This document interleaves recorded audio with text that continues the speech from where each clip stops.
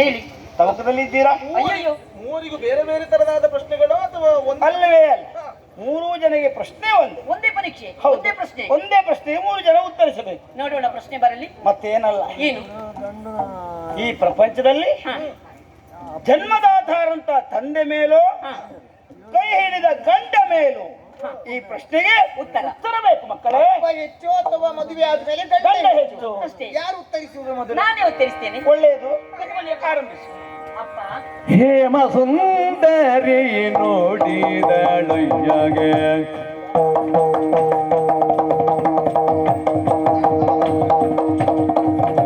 ಹೇಮ ಸುಂದರಿ ನುಡಿದಳಯ್ಯಗೆ ಪ್ರೇಮದಿಯು ಜೀವನವಾ ರೂಪಿಸೆ ಪ್ರೇಮದಿಯು ಜೀವನವಾ ರೂಪಿಸಿ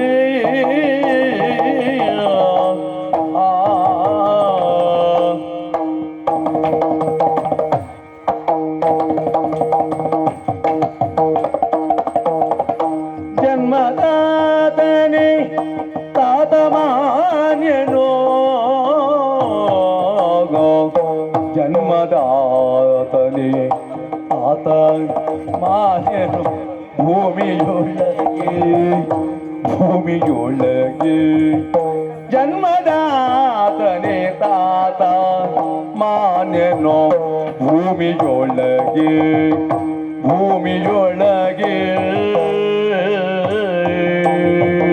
ತಾಗಡ್ಗದಿ ತರಗಡದಿ ತಾಗಡ್ಗದಿ ಆಗ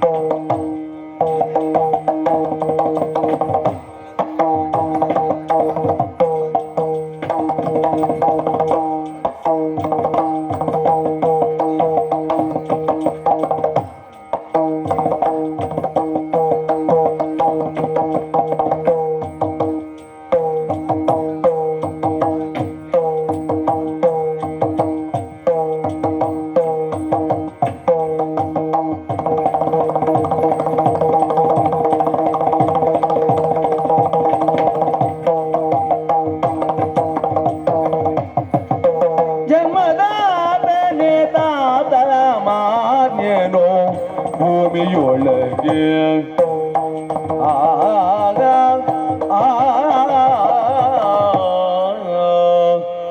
ಸಮರ್ಪಕವಾದಂತ ಪ್ರಶ್ನೆಯಪ್ಪ. ಹೇಮಸುಂದರಿ, ಉತ್ತರಿಸುವಲ್ಲಿ ಮುಂದೆ ಬಂದಿದ್ದೀನಿ. ಹೇಳಪ್ಪ.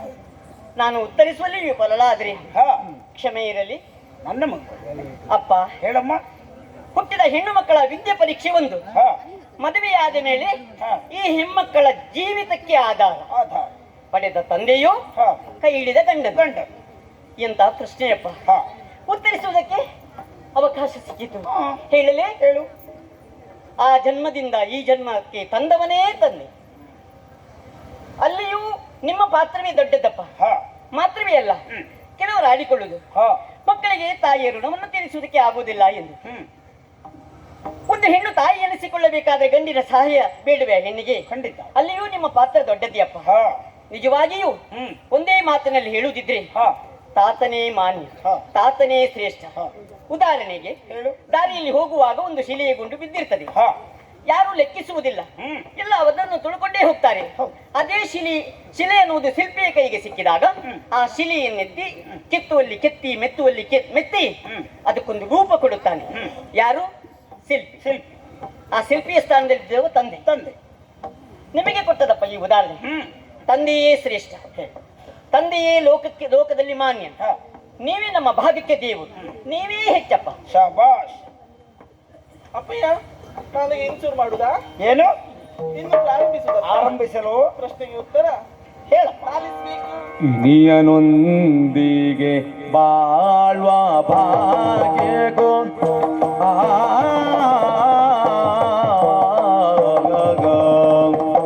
ಇನಿಯನೊಂದಿಗೆ ಬಾಳ್ವ ಭಾಗ್ಯಗೋ ಇನಿಯನೊಂದಿಗೆ ಬಾಳ್ವ ಭಾಗ್ಯಕ್ಕೂ ಜನಗನೇ ಅನುಕೂಲಿಸುವ ಜನಗನೇ ಜನಗನೇ ಅನುಕೂಲಿಸುವನದ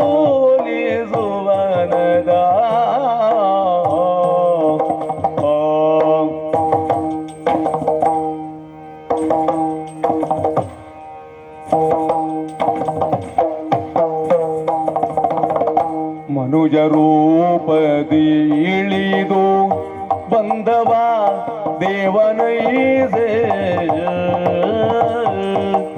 ಮನುಜ ರೂಪದಿ ಇಳಿದು ಬಂದವ ದೇವನೈಸೆ ಮನುಜ ರೂಪದಿ ಇಳಿದು ಬಂದವ ದೇವನೈಸೆ ಇಳಿದು ಬಂದವ ದೇವನೈಸೆ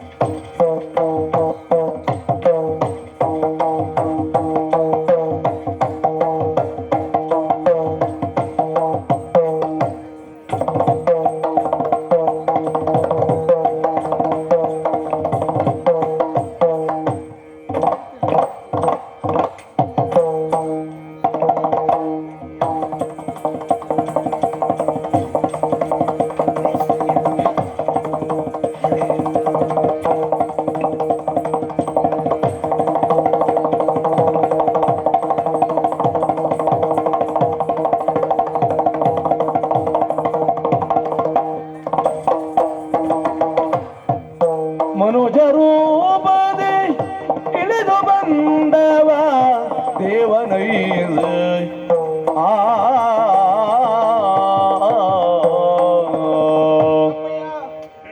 ಪ್ರಶ್ನೆಯನ್ನ ಕೇಳುವುದರ ಮುಖೇನವಾಗಿ ಎಂತಹ ಸಂಕಷ್ಟಕ್ಕೆ ಸಿಲುಕಿಸ್ತೀರೋ ಎನ್ನುವ ಹಾಗೆ ಆತಂಕಕ್ಕೆ ಒಳಗಾದವಳು ನಾನಿದ್ದೇನೆ. ಹೌದಾ? ಹೌದಪ್ಪಯ್ಯ. ಮೀನಿಗೆ ಬಾಲ ಎಷ್ಟು, ಹಕ್ಕಿಗೆ ರೆಕ್ಕೆ ಎಷ್ಟು ಎನ್ನುವ ಜಟಿಲವಾದ ಪ್ರಶ್ನೆಯನ್ನು ಕೇಳ್ತೀರಿ ಎನ್ನುವಾಗ ಗ್ರಹಿಸಿದ್ ನಾನು. ಓ, ಇದು ಜಟಿಲವಾದ ಪ್ರಶ್ನೆ ಅಲ್ವೇ? ಜಟಿಲವಾ? ಇನ್ನು ಸುಲಭದ್ದು ಯಾವ್ದು? ಅಪ್ಪ ಕೇಳಿತು. ಬೆಂಕಿಯಲ್ಲಿ ಕಟ್ಟಿ ಎಷ್ಟುಂಟು? ಹಚ್ಚುವುದಕ್ಕಾಯ್ತೆ ಸುಮ್ಮನೆ. ಹಾಗಲ್ಲ, ಅಂತ ಪ್ರಶ್ನೆಗಳಿಗಿಂತಲೂ ಸುಲಭವಾದದ್ದು ಸರಳವಾದದ್ದು ಎನ್ನುವ ಹಾಗೆ. ಅಪ್ಪಯ್ಯ, ಪಿತನ ಹೆಚ್ಚು ಪತಿ ಹೆಚ್ಚು ಎನ್ನುವ ಹಾಗೆ ಒಂದೇ ಒಂದು ಮಾತಲ್ಲಿ ಹೇಳಬೇಕು ಅಂತಾದ್ರೆ, ಎಲ್ಲೋ ಇದ್ದಂತ ಈ ಜೀವವನ್ನ ಈ ಲೋಕಕ್ಕೆ ತಂದದ್ದು ಯಾರು ಕೇಳಿದ ತಂದೆ ಆಗಿರುತ್ತಾನೆ. ಹಾಗಿರುವಾಗ ಅಪ್ಪ, ನಿಮಗೊಂದು ಉದಾಹರಣೆ ಸಹಿತವು ನಾನು ಆಡಬಲ್ಲೆ. ಮಾರ್ಗದ ಬದಿಯಲ್ಲಿ ಒಂದು ಬಿದಿರಿನ ತುಂಡೊಂದು ಬಿದಿರುತ್ತದೆ. ಅದಲ್ಲೇ ಇತ್ತು ಅಂತಾದ್ರೆ ಅದನ್ನು ಉರುವಲಾಗಿ ಬಳಸ್ತಾರೆ, ಇಲ್ಲ ಗೆದ್ದಲು ಹಿಡಿದು ಹಾಳಾಗಿ ಹೋಗ್ತದೆ. ಅದರ ವಿಶೇಷತೆಯನ್ನು ಅರಿತಂತ ಒಬ್ಬಾತ ವ್ಯಕ್ತಿ ಅದನ್ನು ತೆಗೆದುಕೊಂಡು ಹೋಗಿ ಅದಕ್ಕೊಂದು ರೂಪ ಕೊಟ್ಟು ಅದಕ್ಕೊಂದು ಹೆಸರಿಸಿ 7 ರಂಧ್ರವನ್ನಾಗಿಸ್ತಾನೆ. ಯಾವ ರೀತಿ? ಕೊಳಲು ಎನ್ನುವ ಹಾಗೆ ಆ ಬಿದಿರಿನ ತುಂಡಿಗೆ ಒಂದು ರಚನೆಯನ್ನು ಕೊಟ್ಟದು, ಅಸ್ತಿತ್ವವನ್ನು ಕೊಟ್ಟದು ಯಾರು ಕೇಳಿದ್ರೆ ಅವ ತಂದೆಗೆ ಸಮಾನನಾಗಿರ್ತಾನೆ. ಈ ವಿಚಾರದಲ್ಲೂ ತಂದೆಯೇ ಹೆಚ್ಚಾಗಿರ್ತಾನೆ. ಇನ್ನು ಹೆಣ್ಣಿನ ಜೀವನ ಪ್ರಾರಂಭವಾಗುವುದು ಹಸೆಮಣೆಯಿಂದ. ಮುಂದಿನ ಕತೆ ಬಿಡಿ, ಹಸವಣೆ ಏರುವುದಕ್ಕೆ ಮೂಲ ಕಾರಣ ಯಾರು? ತಂದೆ. ಅದು ತಂದೆ. ಉತ್ತಮ ಗುಣಾಢ್ಯ ಮನತನದ ಗಂಡನ ಕೈ ಹಿಡಿದ್ರು ಮುಖ್ಯವಾಗಿ ಹೆಣ್ಣಿನ ಜೀವನವನ್ನು ಸುಸಾಂಗವಾಗಿ ಸಾಗಿಸಬೇಕೆನ್ನುವ ಕನಸನ್ನು ಕಂಡದ್ದು ಯಾರು ಕೇಳಿದ್ರೆ ತಂದೆ ಆಗಿರ್ತಾನೆ. ಒಳ್ಳೆ ಗಂಡಿನ ಕೈ ಹಿಡಿದ್ರೆ ಅವಳ ಜೀವನ ಒಳ್ಳೇದಾಗ್ತದೆ. ಹಾಗೆ ಒಳ್ಳೆ ಗಂಡನ ಹುಡುಕಿದ್ದ ಯಾರು? ತಂದೆ. ಅದು ತಂದೆ. ಹೌದಲ್ಲ? ಹಾಗಿರುವಾಗ ಅಪ್ಪಯ್ಯ ಸತ್ಯ ಹೇಳ್ಬೇಕಾ? ನೀವು ಮನುಷ್ಯರೇ ಅಲ್ಲ ಅಪ್ಪಯ್ಯ. ಏನ್ ದೇವ್ರೆ, ಇಷ್ಟೆಲ್ಲ ಒಳ್ಳೆ ಮಾತಾಡಿ ಎಂತದ್ದೇ ಭೂತವ ನಿನ್ನ ಕಣ್ಣಿಗೆ ಹಾಕಂತಾರ? ಇಲ್ವೇ ಅಪ್ಪಯ್ಯ ದೈವ. ಯಾವ ದೈವ? ಅಪ್ಪಯ್ಯ ಅಪ್ಪಯ್ಯ ದೇವ. ಮನುಜ ರೂಪದಿ ಧರೆಗೆ ಬಂದ ದೇವರು ಇದ್ದಾರೆ ಎನ್ನುವ ಕಾರಣಕ್ಕಾಗಿ ಅಪ್ಪ ನನ್ನ ವಿಚಾರದಲ್ಲಿ ಕೇಳುವುದಾದ್ರೆ ಅಪ್ಪನೇ ಹೆಚ್ಚು, ಅಪ್ಪನೇ ಶ್ರೇಷ್ಠ, ಅಪ್ಪನೇ ಅಧಿಕ. ಸುಂದರಿ, ಸಂತೋಷವಾಯಿತು. ನಿಮ್ಮಿಬ್ಬರ ನನ್ನ ಪ್ರಶ್ನೆಗೆ ನಿಮ್ಮಿಬ್ಬರ ಉತ್ತರ ಅಪ್ಪನೇ ಹೆಚ್ಚು. ಮನಸ್ಸು ತುಂಬಿದೆ. ಹೌದಾ? ಮನ ತುಂಬಿದೆ. ಹೌದಾ? ಪ್ರಶ್ನೆ ಮತ್ತೆಂತ? ಗುಣ ಏನಮ್ಮ ಸುಮ್ಮನೆ ನಿಂತ್ಕೊಂಡೆ? ಅಲ್ಲ, ಅವಳನ್ನ ಏನು ಕೇಳುವುದು? ನಿಮ್ ಮಗಳು ನಮ್ ತಂಗಿಯಪ್ಪ. ಅಲ್ವಾ? ಹೌದು. ಅಲ್ಲ, ನಮ್ಮದೇ ಆಚಾರ ವಿಚಾರ. ನನ್ನ ಪ್ರಶ್ನೆಗೆ ನಿಮ್ಮಿಬ್ಬರ ಉತ್ತರ ಬಂತು.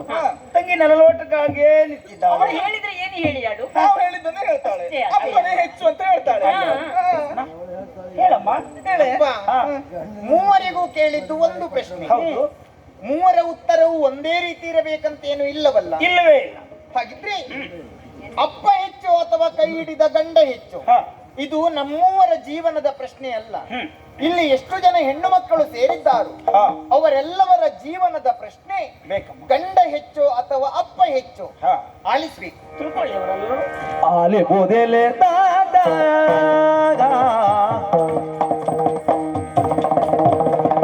ಲಾಲೆ ಬೋದೆಲೆ ದಾದಾ ಬೇಳುವೆ ಬಾಲೆ ದಂಡವಳೆನೊತ್ತ ಬೇಳುವೆ ಬಾಲೆ ದಂಡವಳೆನೊತ್ತ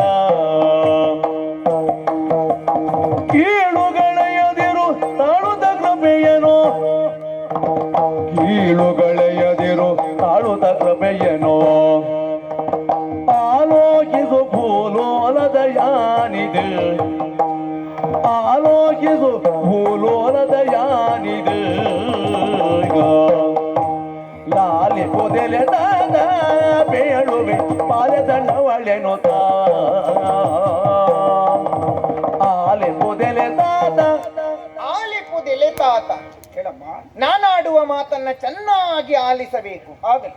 ಬೇಳುವೆ ಬಾಲೆ ಸಣ್ಣವಳೆನ್ನುತ್ತ ಉತ್ತರಿಸುವುದಕ್ಕೆ ಬಂದವಳು ಕಿರಿಯ ಮಗಳು. ಹೌದು. ಸಣ್ಣವಳಿದ್ದಾಳೆ. ಕೀಳುಗಳೆಯದಿರು ತಾಳುತ್ತ ಕೃಪೆಯನು. ಸಣ್ಣವಳು ಉತ್ತರಿಸ್ತಾಳೆ. ಇದು ಸಣ್ಣವಳ ಮಾತು ಎಂಬ ಕಾರಣಕ್ಕಾಗಿ ಸಣ್ಣದಾಗಿ ಕಾಣಬಾರದು. ಖಂಡಿತ. ಕೀಳರಿಮೆಯ ಭಾವ ಬರಕೂಡದು. ಇಲ್ಲಮ್ಮ. ಅಪ್ಪ, ಮಗಳೇ, ಯಾಕೆ ಮಾತನ್ನ ಹೇಳಿದೆ? ಯಾವ ಸಾವಿರ ಸಾವಿರ ಜನ ಸೇರಿದಲ್ಲಿ ವೇದಿಕೆಗೆ ಒಬ್ಬ ಶ್ರೀಮಂತ ವ್ಯಕ್ತಿ ಬಂದು ಭಾಷಣ ಮಾಡ್ತಾನೆ.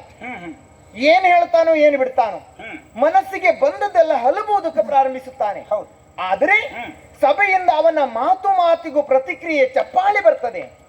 ಯಾಕೆ? ಅಲ್ಲಿ ಭಾಷಣ ಮಾಡ್ತಾ ಇದ್ದವ ಶ್ರೀಮಂತ ವ್ಯಕ್ತಿ ಎಂಬ ಕಾರಣಕ್ಕಾಗಿ. ಅದೇ ಒಬ್ಬ ಬಡವ ಬಂದು ಎಷ್ಟೇ ಒಳ್ಳೆ ವಿಷಯ ಹೇಳಿ ಮಾತಾಡಿದ್ರು, ಅವರ ಮನ ಮುಟ್ಟುವ ಹಾಗೆ ಮಾತಾಡಿದ್ರು, ಯಾರಿಂದಲೂ ಸರಿಯಾದ ಪ್ರತಿಕ್ರಿಯೆ ಬರುವುದಿಲ್ಲ. ಯಾಕೆ? ಕಾರಣ ಅಲ್ಲಿ ಭಾಷಣ ಮಾಡ್ತಾ ಇದ್ದವ ಬಡವನಲ್ವಾ? ಇಲ್ಲಿಯೂ ಹಾಗೆ ಆಗಬಾರದು. ಹಿರಿಯರಿಬ್ಬರು ಉತ್ತರಿಸಿದ್ರು ನೀವು ಮನಮೆಚ್ಚುವ ಹಾಗೆ. ಇವಾಗ ಸಣ್ಣವಳು ಮಾತಾಡುವುದಕ್ಕೆ ಬಂದಿದ್ದಾಳೆ ಅಂತ ತಾತ್ಸಾರ ಮಾಡದೆ ಸರಿಯಾಗಿ ಆಲೋಚಿಸಬೇಕು. ಭೂಲೋಲ ದಯಾನಿದೆ, ದಯೆಯನ್ನಿರಿಸಿ ಸರಿಯಾಗಿ ಯೋಚನೆ ಮಾಡಿ ತಾವು ತೀರ್ಮಾನಕ್ಕೆ ಬರಬೇಕು. ನೀವು ಕೇಳಿದ ಪ್ರಶ್ನೆ ಸರಿಯಾಗಿ ಯೋಚನೆ ಮಾಡಿ ಉತ್ತರಿಸಬೇಕಪ್ಪ. ಯಾಕೆ ಬಲ್ಲಿರಾ? ಅಪ್ಪ ಹೆಚ್ಚು ಅಥವಾ ಗಂಡ ಹೆಚ್ಚು? ಇಷ್ಟು ವರ್ಷದವರೆಗೆ ಪರಿಪಾಲಿಸಿದವರು ನೀವು. ಹಾಗಿದ್ರೆ ಇಲ್ಲಿ ತಂದೆಯ ಕರ್ತವ್ಯವೇನು? ಪಿತ ಜನ್ಮವ ಈವಾಗ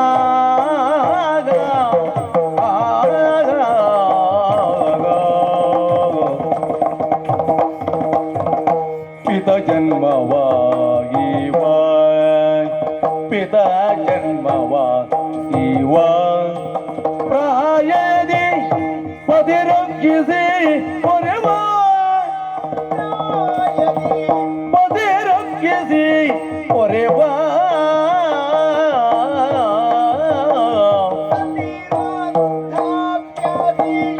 ಸುತ ಸಂರಕ್ಷಿಸಿ ಸತಿವ್ರತಾಪ್ಯ ಸುತ ಸಂರಕ್ಷಿಸಿ ಕ್ಷಿತಿಯೊಳು ಮೆರೆವಳು ಸತತ ಸಂಪೂಜ್ಯತೆ ಕ್ಷಿತಿಯೊಳು ಮೆರೆವಳು ಸತತ ಸಂಪೂಜ್ಯತೆ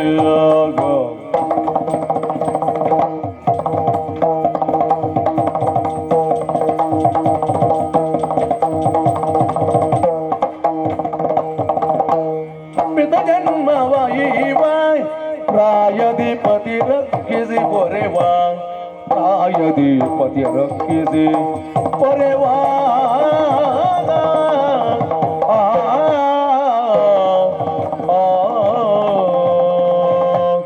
ಜನಕ ಇಲ್ಲಿ ತಂದೆಯ ಕರ್ತವ್ಯವೇನು? ಪಿತ ಜನ್ಮವ ನೀವ ಮಕ್ಕಳ ಹುಟ್ಟಿಗೆ ತಂದೆಯಾದವ ಕಾರಣನಾಗುತ್ತಾನೆ. ಹೌದು. ಪ್ರಾಯಧಿಪತಿ ರಕ್ಷಿಸಿ ಪೊರೆವ ಒಂದು ಮಾತುಂಟು. ಏನು? ಹೆಣ್ಣು ಮಕ್ಕಳು ಬಾಲ್ಯದಲ್ಲಿ ತಂದೆಯ ಅಧೀನ, ಯೌವನದಲ್ಲಿ ಗಂಡನ ಅಧೀನ, ಮುಪ್ಪಿನಲ್ಲಿ ಮಕ್ಕಳ ಅಧೀನ. ಅದು ಮಕ್ಕಳು ನೋಡ್ಕೊಂಡ್ರೆ ಮಾತ್ರ. ಅದಲ್ಲ ಅಂತಾದ್ರೆ ವಯಸ್ಸಾದ ಗಂಡನೇ ನೋಡಿಕೊಳ್ಳಬೇಕು. ಹಾಗಿದ್ರೆ ತಂದೆಯಾದವ ಮಕ್ಕಳನ್ನ ಎಷ್ಟು ವರುಷಗಳವರೆಗೆ ಪರಿಪಾಲಿಸಬಲ್ಲ? ಒಂದು 18 ವರ್ಷ, ಬೇಡ 20, 22 ವರ್ಷ. ಅಷ್ಟು ವರ್ಷಗಳವರೆಗೆ ಹೆಣ್ಣು ಮಕ್ಕಳನ್ನ ತಂದೆಯಾದವ ಪೋಷಣೆ ಮಾಡ್ತಾನೆ. ಹಾಗಿದ್ರೆ ಮತ್ತೆ ಸುದೀರ್ಘವಾದ 80 ವರ್ಷಗಳವರೆಗೆ ಪಾಲಿಸಬೇಕಾದ್ಯಾರು? ಪಾಲಿಸುವವರು ಯಾರು? ಕೈ ಹಿಡಿದ ಗಂಡ. ಆ ದಿಸೆಯಲ್ಲಿ ಯೋಚನೆ ಮಾಡುವುದಾದ್ರೆ ಹೆತ್ತ ತಂದೆಗಿಂತ ಕೈ ಹಿಡಿದ ಗಂಡನೇ ಶ್ರೇಷ್ಠನಾಗುತ್ತಾನೆ. ಮತ್ತೆ ನನ್ನ ಅಕ್ಕಂದಿರು ಉದಾಹರಣೆ ಮುಖಾಂತರ ಉತ್ತರಿಸಿದ್ರು. ನನ್ನ ಹಿರಿಯಕ್ಕ ಹೇಳಿತು, ಮಾರ್ಗದಲ್ಲಿ ಒಂದು ಶಿಲೆ ಬಿದ್ದಿರ್ತದೆ, ಎಲ್ಲವರು ತುಳಿದುಕೊಂಡೇ ಹೋಗುತ್ತಾರೆ. ಶಿಲ್ಪಿಯಾದವ ಅದನ್ನ ದೇವರ ಮೂರ್ತಿಯಾಗಿ ಕೆತ್ತಿದಾಗ ಅದಕ್ಕೊಂದು ಬೆಲೆ ಬರ್ತದೆ. ದೇವರ ಮೂರ್ತಿಯಾಗಿ ಕೆತ್ತಿದ ಶಿಲ್ಪಿಯೇ ತಂದೆಯ ಸ್ಥಾನದಲ್ಲಿರ್ತಾನೆ, ತಂದೆಯೇ ಶ್ರೇಷ್ಠ ಎಂದಾಡಿದ್ದು. ಇಲ್ಲಪ್ಪ, ಯಾಕಲ್ಲ? ದೇವರ ಮೂರ್ತಿಯಾಗಿ ಕೆತ್ತಿದ ತಕ್ಷಣ ಅದಕ್ಕೊಂದು ಬೆಲೆ ಬರ್ತದೋ? ಇಲ್ವೇ ಇಲ್ಲ. ಯೋಚನೆ ಮಾಡಿ ನೀವು. ಮಾರ್ಗದ ತನ್ಮಧ್ಯೆ ದೇವರ ಮೂರ್ತಿಗಳನ್ನ ವ್ಯಾಪಾರಕ್ಕೆ ಇಟ್ಟುಕೊಂಡಲ್ಲಿ ಹೋಗಿ ಯಾರಾದರೂ ಕೈ ಮುಗಿಯುವ ಪದ್ಧತಿ ಉಂಟು? ಕ್ರಮ ಇಲ್ಲ. ಇಲ್ಲ. ಆ ದೇವರ ಮೂರ್ತಿಗೆ ತಕ್ಕುದಾದ ದೇಗುಲವನ್ನ ನಿರ್ಮಿಸಿ ಗರ್ಭಗುಡಿಯೊಳಗೆ ಅದನ್ನ ಪ್ರತಿಷ್ಠಾಪನೆ ಮಾಡಿದಾಗ ಎಲ್ಲವರೂ ಬಂದು ಕೈ ಮುಗಿಯುತ್ತಾರೆ, ಪೂಜಿಸುವುದಕ್ಕೆ ಮುಂದಾಗುತ್ತಾರೆ. ಹಾಗಿದ್ರೆ ದೇವರ ಮೂರ್ತಿಯಾಗಿ ಕೆತ್ತಿದ ತಕ್ಷಣ ಬೆಲೆ ಬರುವುದಲ್ಲ, ತಂದೆ ಶ್ರೇಷ್ಠನಲ್ಲ, ಯಾರು ಪೂಜಿಸುತ್ತಾನೋ ಅವನೇ ಶ್ರೇಷ್ಠನಾಗುತ್ತಾನೆ. ಪೂಜಿಸುವ ವ್ಯಕ್ತಿಯ ಗಂಡನ ಸ್ಥಾನದಲ್ಲಿ ಇರ್ತಾನೆ. ತಂದೆಗಿಂತ ಗಂಡನೇ ಹೆಚ್ಚು. ಇನ್ನು ನನ್ನ ಸಣ್ಣಕ್ಕ ಹೇಳಿದ್ಲು, ಬಿದಿರಿನ ತುಂಡೊಂದು ಊರುಗೋಲಿಗೆ ಬಳಸ್ತಾರೆ. ಇಲ್ಲ, ಹಾಗೆ ಗೆದ್ದಲು ಹುಳ ಹಿಡಿದು ಹಾಳಾಗುತ್ತದೆ. ಅದನ್ನ ಒಬ್ಬಾತ ಕೊಳಲಾಗಿ ಮಾಡಿದಾಗ ಅದಕ್ಕೊಂದು ಬೆಲೆ ಬರ್ತದೆ. ಕೊಳಲಾಗಿ ಮಾಡಿದವನೇ ತಂದೆ, ತಂದೆಯೇ ಶ್ರೇಷ್ಠ ಎಂದಾಡಿದ್ಲು. ಇಲ್ಲಪ್ಪ, ಕೊಳಲಾಗಿ ಮಾಡಿಟ್ಟ ತಕ್ಷಣ ಅದಕ್ಕೆ ಬೆಲೆ ಬಂದೀತು? ಇಲ್ವೇ ಇಲ್ಲ. ಮತ್ತೆ ಆ ಕೊಳಲನ್ನ ಯಾರು ಚೆನ್ನಾಗಿ ನುಡಿಸುತ್ತಾರೋ ಆವಾಗ ಅದಕ್ಕೆ ಬೆಲೆ ಬರುವುದು. ಈ ಸ್ವರ ಎಲ್ಲಿಂದ ಬಂತಪ್ಪ ಅಂತ ಎಲ್ಲವರು ತಿರುಗಿ ನೋಡ್ತಾರೆ. ಹಾಗಿದ್ರೆ ಕೊಳಲಾಗಿ ಮಾಡಿದವ ಶ್ರೇಷ್ಠನಲ್ಲ, ಅದನ್ನ ನುಡಿಸುವಾತನೇ ಶ್ರೇಷ್ಠ. ಕೈ ಹಿಡಿದ ಗಂಡನೇ ಹೆಂಡತಿಯನ್ನ ಹೇಗೆ ಬಳಸಿಕೊಳ್ಳಬೇಕು ಅಂತ ತಿಳಿದವನೇ ಶ್ರೇಷ್ಠನಾಗುತ್ತಾನೆ. ಅಪ್ಪನಿಗಿಂತ ಗಂಡನೇ ಹೆಚ್ಚು. ಸುಂದರಿ, ತಂದೆಯಿಂದ ಕೈ ಹಿಡಿದ ಗಂಡನೇ ಶ್ರೇಷ್ಠ ಅಂತ ಹೇಳ್ತಾ ಇದೆಯಲ್ಲ, ಯಾವ ಉದಾಹರಣೆ ಕೊಟ್ಟು ಅಕ್ಕಂದಿರು ಹೇಳಿದ್ದಾರೋ ಅವ್ರು ಯಾರು ತಂದೆಯ ಸ್ಥಾನದಲ್ಲಿ ಇರುವುದಿಲ್ಲ, ಒಪ್ಪುತ್ತೇನೆ. ಆದರೆ ಈ ತುಂಬಿದ ಸಭೆಯಲ್ಲಿ ನಾನು ಕೇಳಿದ ಪ್ರಶ್ನೆಗೆ ಅಕ್ಕಂದಿರು ಸಮಂಜಸವಾದ ಉತ್ತರವೇ ಕೊಟ್ಟಿದ್ದಾರೆ. ನಾ ಕೊಟ್ಟಿದರಲ್ಲಿ ತಪ್ಪೇನು ಕಣ್ರಿ? ತಪ್ಪು ಅಂತ ಹೇಳುವುದಿಲ್ಲ. ಮತ್ತೆ ಇದಕ್ಕೆ ಉದಾಹರಣೆ ನೀನು ಬಹಳ ಕೊಟ್ಟಿದ್ದಿ. ಇಲ್ಲಿ ಮುಗಿತ ನಿನ್ನ ಉದಾಹರಣೆ? ಇನ್ನೇನಾದ್ರೂ ಉಂಟು? ಏನ್ ಆಧಾರ? ಅನುಸೂಯಾದಿಗಳು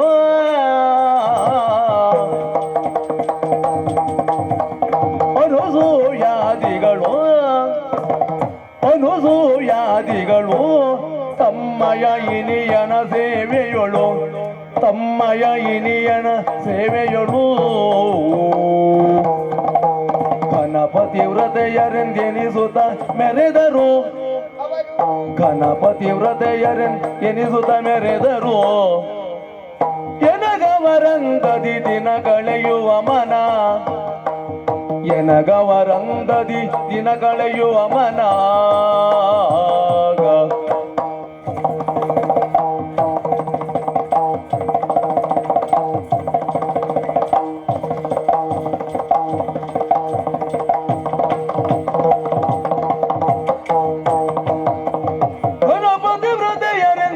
ಎನಿಸುತ್ತ ಮೆರೆದರು ಎನಗವರಂದದಿ ದಿನ ಕಳೆಯುವ ಮನ ಆ ಜನಕ ಹೇಳು. ಆಧಾರ ಇರಿಸಿಕೊಂಡೇ ಮಾತಾಡ್ತಾ ಇರುವುದಲ್ಲ. ಏನು ಆಧಾರ? ಹಾಗಿದ್ರೆ ಹಾ, ನಾನು ಇಷ್ಟು ಮಾತಾಡಿದ್ದಕ್ಕೆ ಆಧಾರವೇನು? ಏನು? ಅನುಸೂಯಾಧಿಗಳು ತಮ್ಮಯ ಇನಿಯನ ಸೇವೆಯಳು ಘನಪತಿ ರೊತೆಯರೆಂದೆನಿಸುತ್ತ ಮೆರೆದರು. ಜನಕ, ಏನು? ಅನುಸೂಯೆ, ಅರುಂಧತಿ, ಸೀತೆ, ಸಾವಿತ್ರಿ, ಮಂಡೋದರಿ ಹಾ. ಇವರೆಲ್ಲರೂ ತಮ್ಮ ಗಂಡನ ಸೇವೆಯನ್ನ ಮಾಡಿಕೊಂಡು ಹಾ. ಪತಿವ್ರತೆಯರಾಗಿಯೇ ಬದುಕಿದವರು. ಗುರುಮಠದಲ್ಲಿ ಹಾ. ಬಿಡುವಿನ ಸಮಯದಲ್ಲಿ ಹಾ. ನಾನು ಕೂಡ ಈ ಪತಿವ್ರತಾ ನಾರಿಯರ ಕುರಿತು ಹಾ. ಓದಿ ತಿಳಿದವಳು. ಗುರುಮಠದಲ್ಲಿ ಹೌದು. ಎಲ್ಲಿದ್ದಿತ್ತು ಅದು ಪುಸ್ತಕ? ಪುಸ್ತಕ ಇರುವ ನಾನು ಎಷ್ಟು ಮಗುಚಿದ್ದೆ ಪುಸ್ತಕ ಹುಡುಕ್ ನನಗೆ ಸಿಗಲೇ ಇಲ್ಲ. ಇವಳು ಓದಿದ್ದು ಬರೇ ಮುಖ ಪುಸ್ತಕ ಮಾತ್ರ. ನೀನು ನಾನು ಓದಿದ ಪುಸ್ತಕದಲ್ಲಿ ಆ ವಿಚಾರವೇ ಇರಲಿಲ್ಲ. ಆದರ್ಶ ನಾರಿಯರ ಪುಸ್ತಕದಲ್ಲಿದೆ. ಆದರ್ಶನಾರ್ಯ ಹೌದು. ಅಯ್ಯೋ ಹೋದ ವರ್ಷಕ್ಕೆ ಮುಗ್ದೋಯ್ತು. ಯಾವ್ದು? ಯಾವ ದರ್ಶನ ಅದೇ ಅದು ಮುಗೀತದೆ. ಯಾರು ಉತ್ತಮ ಕೆಲಸವನ್ನ ಮಾಡಿದ್ದಾರೋ ಹಾಗಾದ್ರೆ ಅವರ ಕುರಿತು ಹೋದ ವರ್ಷ ಅಲ್ಲ, ಎಷ್ಟು ವರ್ಷವಾದ್ರೂ ಹಾಗೆ ಉಳಿತದೆ. ಹಾಗಾದ್ರೆ ಹಾಳಿ ಹೊರದೋಗಿತ್ತ. ಇಲ್ವೇ ಇಲ್ಲ. ನಿಮಗೇನು ಬೇಕು ನೀವು ಅದನ್ನು ಸ್ವೀಕರಿಸಿದ್ದೀರಿ. ಅವಳು ಇವಳಿಗೇನು ಬೇಕು ಅವಳನ್ನು ಕಲ್ತಿದ್ದ. ಅವಳು ಓದಿದ್ದು 30 ದಿನದಲ್ಲಿ ಕನ್ನಡ ಕಲಿಯಿರಿ. ಬಿಡುವಿನ ಸಮಯದಲ್ಲಿ ಆ ಪುಸ್ತಕ ಓದಿದ್ದಲ್ಲ, ಇವರು ಪುರ್ಸೋತಿರುವಾಗಲೆಲ್ಲ ಕೈಯಲ್ಲಿ ಏನು ಹಿಡ್ಕೊಂಡು ನೋಡ್ತಾ ಇದ್ರು. ಅವಳೇ ಓದುದು ಯಾವಾಗ? ಪೂರ್ಣ ಪುಸ್ತಕ ನೋಡುದಿಲ್ಲ, ಅವಳು ಬರೀ ಮುಖ ಪುಸ್ತಕ ಮಾತ್ರ ನೋಡುದು. ಅಪ್ಪ, ಪತಿಗಾಗಿ ವನವಾಸಿಯಾದಳು ದಮಯಂತಿ ನಳಚಕ್ರವರ್ತಿಯ ಸತಿ, ಪತಿಗಾಗಿ ಸ್ಮಶಾನ ಸೇರಿದಳು ಇಂದುಮುಖಿ ಹರಿಶ್ಚಂದ್ರನ ಸತಿ, ಪತಿಗಾಗಿ ಸಹಗಮನ ಮಾಡಿದಳು ಭೂಜಾತೆ ಸೀತೆ, ಪತಿಗಾಗಿ ಪಣಕ್ಕೆ ಸಿದ್ಧಳಾದಳು ದ್ರೌಪದಿ ಮಹಾಮಾತೆ, ಎನಗವ ರಂದದಿ ದಿನ ಕಳೆಯುವ ಮನ. ನಾನು ಕೂಡ ಅವರಂತೆ ಆಗಬೇಕು, ಪತಿಯ ಸೇವೆಯನ್ನ ಮಾಡಿಕೊಂಡು ಪತಿವ್ರತೆಯಾಗಿ ಇರಬೇಕು ಎಂಬ ಕಾರಣಕ್ಕಾಗಿ ಇಷ್ಟು ಮಾತಾಡಿದೆ. ಈ ವಿಚಾರವನ್ನೆಲ್ಲ ಯೋಚನೆ ಮಾಡಿ ಹೇಳುವುದಾದ್ರೆ ಅಪ್ಪನಿಗಿಂತ ಗಂಡನೇ ಹೆಚ್ಚು. ಆಡಿದ ಮಾತ ಕೇಳುದು, ಅನುಜಯ ಆಡಿದ ಮಾತ ಕೇಳುದ ಜನವ ವಿಸ್ಮಯ ದಾಳಿ ನುಡಿದನು. ನಿನಗೆ ಬರೋಣ ಷಡ ದೊರಕದಿ ಮದುವೆ ಕೈಯುವೇನು.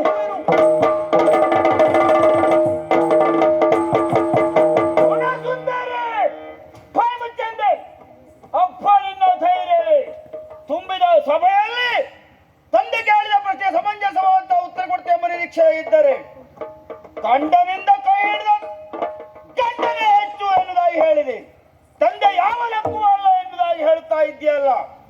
ಆದರೆ ಬೀದಿಯ ಭಿಕಾರಿ ಒಬ್ಬ ಶಟನನ್ನು ತಂದು ನಿನಗೆ ಮದುವೆ ಮಾಡಿದ್ರೆ ನೀನು ಮಾಡ್ತೆ. ಅಪ್ಪ, ಜನಕ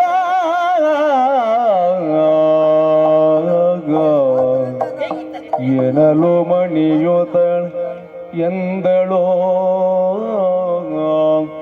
ಎನಲು ಮಣಿಯುತಳೆಂದಳಯ್ಯಗೆ ವನಜ ಭವ ಬರೆದುದನು ತಪ್ಪಿದೆಯೇ, ವನಜ ಭವ ಬರೆದುದನು ತಪ್ಪಿಸೆ ನಿನಗೆ ಸಾಧ್ಯವೇ ಎನ್ನ ವಿಧಿಯಂತಹುದು ನಿಶ್ಚಯ, ನಿನಗೆ ಸಾಧ್ಯವೇ ಎನ್ನ ವಿಧಿ ಅಂತಹುದು ನಿಶ್ಚಯವೋ. ಜನಕ ಆಗ ಆ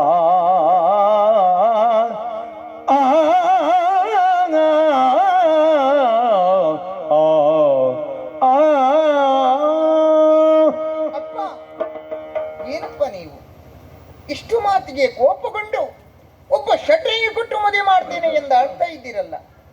ನಾ ಮೊದಲೇ ಹೇಳಿದ್ದೆ, ಸರಿಯಾಗಿ ಯೋಚನೆ ಮಾಡಿ ತಾವು ತೀರ್ಮಾನಕ್ಕೆ ಬರಬೇಕು ಎನ್ನುವ ಹಾಗೆ. ಆದರೂ ನೀವು ಮಾತು ಮಾತಿಗೂ ಸಮಂಜಸವಾದ ಉತ್ತರವನ್ನ ಕೊಡ್ತಾ ಇಲ್ಲ ಎಂದು ಆಡ್ತಾ ಇದ್ದೀರಲ್ಲ. ಸಮಂಜಸವಾದುದು ಯಾವುದಪ್ಪ? ಇಷ್ಟೊಂದು ಆಧಾರವನ್ನ ಇರಿಸಿಕೊಂಡೇ ನಾನು ಉತ್ತರಿಸುವುದಕ್ಕೆ ಮುಂದಾದ್ರು ನಿಮಗೂ ಮಾತ್ರ ಅಪ್ಪನೇ ಹೆಚ್ಚು ಎಂದು ಆಡ್ಲಿಲ್ಲ ಎಂಬ ಕಾರಣಕ್ಕಾಗಿ ಈ ರೀತಿ ಕೋಪಗೊಂಡು ಮಾತಾಡ್ತಾ ಇದ್ದೀರಿ. ಯಾರಿಗೂ ಕೊಟ್ಟು ಮದುವೆ ಮಾಡ್ತೇನೆ, ಶಟ್ರಿಗೆ ಕೊಟ್ಟು ಮದುವೆ ಮಾಡ್ತೇನೆ ಎಂದು ಆಡ್ತೀರಲ್ಲ, ಮದುವೆ ಮಾಡಿಸುವುದಕ್ಕೆ ನೀವು ಯಾರಪ್ಪ? ಎಲ್ಲವೂ ನಮ್ಮ ಹಣೆಯಲ್ಲಿ ಬರೆದ ಹಾಗೆ ಆಗಬೇಕೇ ವಿನಃ ನಾನು ಮಾಡ್ತೇನೆ ನನ್ನಿಂದ ಆಗುತ್ತದೆ ಎನ್ನುವುದು ನಮ್ಮ ಹುಮ್ಮತನ ಅಲ್ಲದೆ ಮತ್ತೇನು. ಯಾವ ವ್ಯಕ್ತಿಯೇ ಆಗಲಿ ಮಲ್ಲಿಗೆ ಬಳ್ಳಿಯನ್ನ ಮಾಮರಕ್ಕೆ ಹಬ್ಬಿಸಬೇಕಾದ್ದು ಜಾಣನಾದವನ ಕರ್ತವ್ಯ. ಜಾಣ ಹಾಗೆ ಮಾಡ್ತಾನೆ, ಮಾಮರಕ್ಕೆ ಹಬ್ಬಿಸ್ತಾನೆ. ಅದನ್ನ ಬಿಟ್ಟುಕೊಂಡು ನಾನು ಮಲ್ಲಿಗೆ ಬಳ್ಳಿಯನ್ನ ಯಾಕೆ ಮಾಮರಕ್ಕೆ ಹಬ್ಬಿಸಬೇಕು, ನಾನು ಕಾಸರ್ಕನ ಮರಕ್ಕೆ ಹಬ್ಬಿಸ್ತೇನೆ ಅಂತ ಹೇಳುವವನಿಗೆ ತಲೆ ಸರಿ ಇಲ್ಲ ಎಂದಾಡಬೇಕು. ರಾಜಕುಮಾರಿಯರನ್ನ ರಾಜಕುಮಾರನಿಗೆ ಕೊಟ್ಟು ಮದುವೆ ಮಾಡಿಸಬೇಕಾದ್ದು ತಂದೆಯಾದವನ ಕರ್ತವ್ಯ. ಅದನ್ನು ಬಿಟ್ಟುಕೊಂಡು ಒಬ್ಬ ಶಟ್ರನಿಗೆ ಕೊಟ್ಟು ಮದುವೆ ಮಾಡ್ತೇನೆ. ಅಪ್ಪ, ನೀವು ಮದುವೆ ಮಾಡಿ ಕೊಡುವ ವರ ಕಲ್ಲು ಗುಂಡಾಗಲಿ ಮರದ ತುಂಡಾಗಲಿ ಒಬ್ಬ ಶಟ್ರನೇ ಆಗಿರಲಿ, ಅವರ ಸೇವೆಯನ್ನು ಮಾಡಿಕೊಂಡು ನಾನು ಪತಿವ್ರತೆಯಾಗಿಯೇ ಬದುಕುತ್ತೇನಪ್ಪ. ಮಾತು ಮಾತಿಗೂ ಆಡ್ತಾ ಇದ್ದೀರಲ್ಲ, ಇದುವರೆಗೆ ಸಾಕಿದ್ದು ನಾನು, ಸಲಗಿದ್ದು ನಾನು, ಊಟಕ್ಕೆ ಕೊಟ್ಟದ್ದು ನಾನು, ಆಭರಣ ಕೊಟ್ಟಿದ್ದು ನಾನು. ಅಪ್ಪ, ಅದೆಲ್ಲವೂ ನಿಮ್ಮ ಕರ್ತವ್ಯ. ಮಕ್ಕಳನ್ನ ಹೆತ್ತರೆ ಸಾಕಾಗುವುದಿಲ್ಲ. ಮಕ್ಕಳಿಗೆ ಏನೇನು ಬೇಕು ಅದೆಲ್ಲವನ್ನ ಒದಗಿಸಿ ಕೊಡಬೇಕಾದ್ದು ತಂದೆಯಾದವನ ಕರ್ತವ್ಯ ಆಗಿರ್ತದೆ. ನಿಮ್ಮ ಕರ್ತವ್ಯವನ್ನ ನೀವು ಮಾಡಿದ್ದೀರಿ ಜನಕ. ಎಲ್ಲವನ್ನ ನೀವು ಕೊಟ್ಟಿರಬಹುದು, ಆದರೆ ಗಂಡ ಕೊಡುವುದೆಲ್ಲ ಅಪ್ಪನಿಗೆ ಕೊಡ್ಲಿಕ್ಕಾಗ್ತದೋ? ಮಾನ ಕಳೆದೆನಿ ಮಾನ್ಯತೆ ಕೊಡದೆ, ಮಾನ ಕಳೆದೆನಿ ಮಾನ್ಯತೆ ಕೊಡದೇನ ಯಾರೆಂದು ತಿಳಿದೆಯೋ, ಯಾರೆಂದು ತಿಳಿದೆಯೋ, ಕಾಣುವೆ ವಿಧಿಲಿಗಿನ ಹೊರಗಳಿಗೆಯೋ ನ್ಯೂನತೆಯನು ಪರಿಯೆಯ.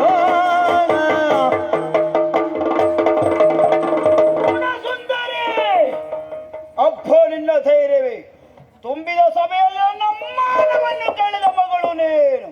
ನಿನ್ನ ಮುಖಾವಲೋಕನ ಮಾಡುವುದಿಲ್ಲ ನಾನು. ಮರದ ತುಂಡಾಗಲಿ ಕಲ್ಲು ಗುಂಡಾಗಲಿ ವಿಧಿಯ ಸಂಕಲ್ಪದಂತೆ ಅವನಿಂದ ಬಾಳು ಸಾಗುತ್ತೇನೆ ಅಂತ ಹೇಳ್ತಾ ಇದ್ಯಲ್ಲ. ನಿನಗೊಬ್ಬನನ್ನು ಶಟರ ತಂದು ಕಟ್ಟುತ್ತೇನೆ, ನಿನ್ನೆ ಮಾಡಿಸು. ಓಕೆ ಕಿವಿ ಕೇಳುವುದಿಲ್ಲ?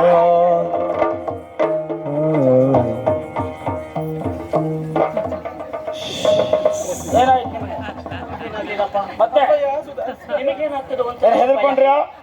ಹೇಳಿ ಗಾಳಿ ಸಾವರಿಸಿಕೊಳ್ಳಿ ಅಪ್ಪ, ಸಾವರಿಸಿಕೊಳ್ಳಿ. ಹಾ, ಕುತ್ಕಿ ಒತ್ತೆ ಸಾವರಿಸಿಕೊಳ್ಳಿ. ಅವಳು ತುಂಬಿದ ಸಭೆಯಲ್ಲಿ ಅಪಮಾನ ಮಾಡಿ ನೀವಿಬ್ರು ಸೇರಿ ಕುತ್ಕಿ ಒತ್ತುವುದಕ್ಕೆ ಅಯ್ಯೋ ಬರ್ತೀರಿ. ದೇವ್ರೇ. ಏನು ನಿಮ್ಮ ಲೆಕ್ಕಾಚಾರ ಏನು? ಹಾಗಲ್ಲಪ್ಪ, ಮಾಡ್ಬೇಕಪ್ಪ. ಹಾಗೆ ಮಾಡಿದ್ರೆ ನಮ್ಮ ಕಾಲಡಿ ಮಣ್ಣು ಬೀಳ್ತದೆ. ಹಾ, ಈಗ ಏನು ತಿಳಿದು ಬಾಯಿಗೆ ಮಣ್ಣು ಬೀಳ್ತದೆ. ಬಹಳ ಮಾತು ಕಲ್ತಿದ್ದೇನೆ. ಅವಳು ಸಣ್ಣವಳಪ್ಪ. ಹೌದಪ್ಪ. ಅವಳೇನೋ ಸಣ್ಣವಳಾದ ಅವಳೇನೋ ಸಣ್ಣವಳು ಹಾಗೆ ಹೇಳಿದ್ದು ಅಂತ ನನಗೆ ತಲೆ ಕೆಡಿಸಿಕೊಂಡದಲ್ಲ. ನನಗೆ ನಿಮ್ಮ ಬಗ್ಗೆ ನನಗೆ ತಲೆ ಕೆಡಿಸಿಕೊಂಡ. ನಿಮ್ಮ ಆರೋಗ್ಯದ ಬಗ್ಗೆ. ವಿದ್ಯೆ ಕಲಿತು ಬುದ್ಧಿವಂತರಾಗಿ ಅರಮನೆಯನ್ನು ಸೇರಿದವಳಲ್ವ? ನೀವೊಬ್ರು ಕೇಳಿದ ಪ್ರಶ್ನೆ ಸರಿಯಾದ ಉತ್ತರ ಕೊಡ್ಲಿಲ್ವ?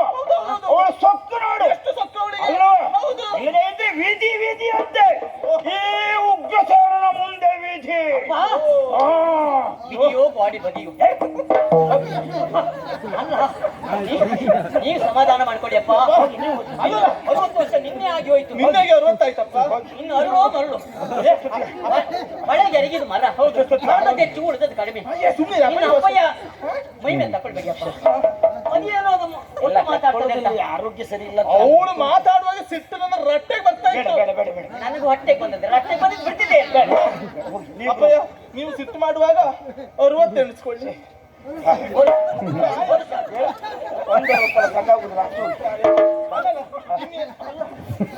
ಎಲ್ಲಿ ಆದ್ರೂ ನಿಮಗೆ ಇನ್ನೇನು ಸಹಾಯ ಬೇಕು ಅಂತಾದ್ರೆ ನಮ್ಮ ಪೂರ್ಣ ಹೆಸರು ಹೇಳಿ ಕರೆಯುವುದು ಬೇಡ. ಹೌದು, ಹೇಮಾ ಹೇಮಾ ಅನ್ನೋದು ಬೇಡ. ಹೇ ಅಂದ್ರೆ ಸಾಕು. ನಾನು ನನ್ನ ರೂಪ ಸುಂದರಿ ಅಂತ ಕರೆಯುವುದು ಬೇಡ. ಹೇರು ಒಟ್ಟಾಗಿ ಹೇರೂರು. ಹೇರೂರ. ಎಂತ ಈಗ ಮಾತಾಡ್ತಾ ಹೇಳ್ತದೆ.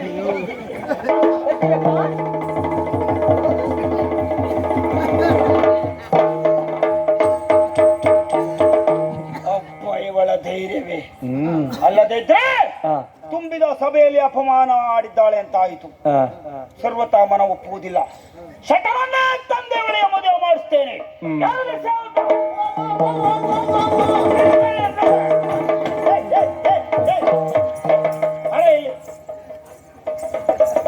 ಎಲ್ಲಿ ಹೊರಟಿದ್ದೀರಿ? ನಡೆ ಅಂತ ಹೇಳಿದ ತಕ್ಷಣ ನಡೆದು ಬಿಟ್ಟಿದ್ದ. ಹೇಳಿದ ಕೆಲಸ ನಾನು ಮಾಡ್ತೇನೆ. ಎಲ್ಲಿ ಅಂತ ಪ್ರಶ್ನೆ ಮಾಡ್ಬೇಕಾ ಬೇಡ? ಎಲ್ಲಿಗೆ ಅಂತ ಕೇಳಿದ್ರೆ ಅಧಿಕ ಪ್ರಸಂಗಿ ಹೇಳ್ದಕ್ಕೆ ಸಾಲೆ ಅಧಿಕ ಪ್ರಸಂಗಿ ಸಾಲು ಪ್ರಶ್ನೆ ಮಾಡ್ಬೇಕಾದಿಲ್ಲ. ಗೊತ್ತಾಯ್ತಲ್ಲ? ಮಗಧದ ರಾಜ ಬೀದಿಯಲ್ಲಿ ಹೋಗು, ಭಿಕ್ಷುಕರ ತಂಡವನ್ನು ನೋಡು, ಭಿಕ್ಷುಕರನ್ನ ಆದಷ್ಟು ಬೇಗ ಇಲ್ಲಿ ಕರ್ಕೊಂಡು ಬರ್ಬೇಕು. ನೀವು ಒಂದ್ 4 ದಿನ ಮೊದ್ಲೇ ಹೇಳಿದ್ರೆ ಕರ್ಕೊಂಡ್ ಬರ್ತಿದ್ದೆ ಒಡೆಯ. ಯಾಕೆ? ಅವ್ರೀಗ ಪೆಟ್ಗಿ ಕಟ್ಕೊಂಡು ಹೋಗಿ ಆಯ್ತು. ಹೋದವ್ರು ಹೋಗ್ಲಿ, ಇದ್ದವ್ರು ಕರ್ಕೊಂಡು ಬಾ. ಆದ್ರೆ ನೀವು ಹೇಳಿದ್ರಿ ಹಾ. ಈ ಮಗದ ನಾಡಿನಲ್ಲಿ ಹಾ. ಯಾರೂ ಆಕಾಶ ಕೈ ತೋರಿಸಬಾರದು, ಹಾ ಹಾ ಅಂದ್ರೆ ಹಾ. ಬೇಡುವ ಪರಿಸ್ಥಿತಿಯಲ್ಲಿ ಇರಬಾರ್ದು ಹಾ. ಅಂತವ್ರನ್ನ ತಂದು ಹಾ. ಸರಮನೆಯಲ್ಲಿ ಹಾಕಿ ಹಾ. ಅವ್ರಿಗೆ ಸರಿಯಾಗಿ 4 ಕೊಡಿ ಅಂತ ಹೇಳಿ. ಅವ್ರನ್ನೆಲ್ಲವರು ಸರಿ ಮಾಡು ಅಂತ ಹೇಳಿದ್ದೇನೆ. ಹೌದು, ಮಗದ ನಾಡಿನಲ್ಲೇ ಇದ್ದವರು ಯಾರು ಭಿಕ್ಷುಕರಿಲ್ಲ, ಇಲ್ಲ ಹೊರನಾಡಿನವರು ಭಿಕ್ಷುಕರು ಬರ್ಲಿಕ್ಕಿಲ್ಲ ಅಂತ ಹೇಳಲಿಕ್ಕಿಲ್ಲ. ಹೊರನಾಡಿನವ್ರು ಯಾರಾದ್ರೂ ಬರ್ಬೋದು, ಏನ ಹೊರನಾಡಿನವ್ರು ಅಲ್ವಾ, ಹೊರ ದೇಶದವರು. ಹಾ ಹಾ ಹಾ ಗೊತ್ತಾಯ್ತಲ್ಲ? ಬಂದ್ರೆ ಅಂಥವರನ್ನು ಕರೆತಂದು ಆದಷ್ಟು ಬೇಗ ನಮೋ ಒಳ್ಳೆದಾಗಿ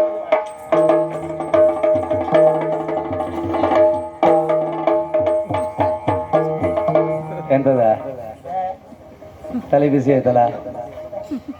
ತಲೆ ಬಿಸಿ ಅಲ್ಲ, ಇದು ಬಿಸಿ ತಲೆ ಆಯ್ತು ಈಗ. ಆ? ಯಾಕಂದ್ರೆ ಆ, ಇಷ್ಟುವರೆಗೆ ಆ, ಈ ಮಗದ ನಾಡಿನಲ್ಲಿ ಸುಖದಲ್ಲಿ ಒಂದ್ ರೀತಿಯಲ್ಲಿ ಕೆಲಸ ಮಾಡ್ಕೊಂಡಿದ್ದೆ. ಆ.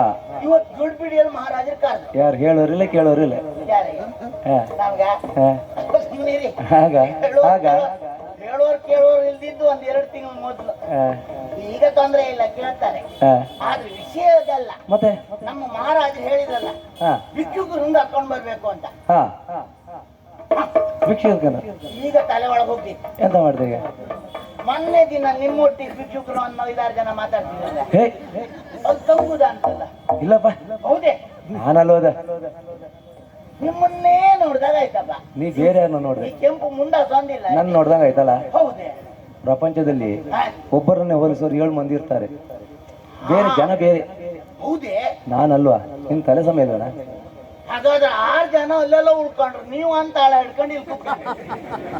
ಅಲ್ಲ ಈ ಮಾತಿನ ತಾತ್ಪರ್ಯ ಏನಿದೆ? ಒಳ ಸುತ್ತಿನ ಮಾತಿನ. ಅಲ್ಲಪ್ಪ, ಹ? 7 ಜನರಲ್ಲಿ ಹ. 6 ಜನ ಅಲ್ಲೆಲ್ಲ ಉಳ್ಕೊಂಡ್ರು, ಅವ್ರು ಯಾವ್ದು ಕಲೀಲಿಲ್ಲ. ನೀವು ಅಂತ ಆಳ ಹಿಡ್ಕೊಂಡು ಕೂತ್ಕೊಂಡ್ರಿಂದ ನೀವು ಅಂದು ಪಂಡಿತರು ಅಂತ ತಿಳ್ಕೊಂಡಿದ್ದೆ. ಅಯ್ಯೋ ಅದು ಒಂದ್ ಕೆಲಸ. ಏನ್ ಮಾಡುದು ಹೇಳಿ? ಎಂತ ಪಂಡಿತ್ರ? ಆದ್ರೂ ಒಂದ್ ಕೆಲಸ, ಎಲ್ಲಿಯಾದ್ರೂ ನಾನ್ ಹುಡುಕದಲ್ಲಿ ಭಿಕ್ಷುಕರು ಸಿಕ್ಕಿದ್ರೆ ತಲೆ ವಿಷಯ ಇಲ್ಲ. ಎಲ್ಲಿಯಾದ್ರೂ ನನ್ಗೂ ಭಿಕ್ಷುಕರು ಸಿಕ್ಲಿಲ್ಲ ಅಂತಿದ್ರೆ, ನೀವು ಹೋಗುವ ದಾರಿಯಲ್ಲಿ ಭಿಕ್ಷುಕರು ಸಿಕ್ಕಿದ್ರೆ ನೀವು ಕರ್ಕೊಂಡ್ ಬನ್ನಿ. ನಾ ಕರ್ಕೊಂಡು ಬರೋದಲ್ಲ ಮಾರೆ.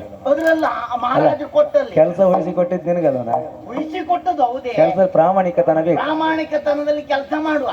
ನಾನು ಬರುದಿಲ್ಲ. ಮಹಾರಾಜರು ಕೊಟ್ಟ ಹಣದಲ್ಲಿ ಹಾ. ಅರ್ಧ ಭಾಗ ನಿಮ್ಗೆ, ಅರ್ಧ ಭಾಗ ನನಗೆ. ಅಲ್ಲ, ಆ ಪ್ರಾಮಾಣಿಕತನ ನಿನ್ನ ಹತ್ರ ಇರ್ಲಿ. ಅದ ಆ ಕೆಲ್ಸಕ್ಕೆ ನಾ ಜನ ಅಲ್ಲ. ಹಾಗಾದ್ರೆ ನೀವು ಬರುದಿಲ್ಲ? ನೀನೇ ಮಾಡಿ. ಹಾಗಾದ್ರೆ ಹಾ. ನನಗೆ ಹೊಣೆಗಾರಿಕೆ ಹೊರಿಸಿದ್ದಾರೆ. ಹೌದು. ಹೊರಿಸಿದ ಹೊಣೆಗಾರಿಕೆ ನಿಷ್ಠೆಯಿಂದ ಮಾಡದೇ ಇದ್ರೆ ಮಹಾರಾಜರಿಗೆ ಕಾರ್ಯದಲ್ಲಿ ನಿಷ್ಠೆ ಬೇಕಾ? ಅಲ್ವಾ? ಹಾ. ಹಾಗಾಗಿ ತಡ ಮಾಡುದಲ್ಲ, ಹಾ. ಆದಷ್ಟು ಬೇಗ ಹೋಗಿ.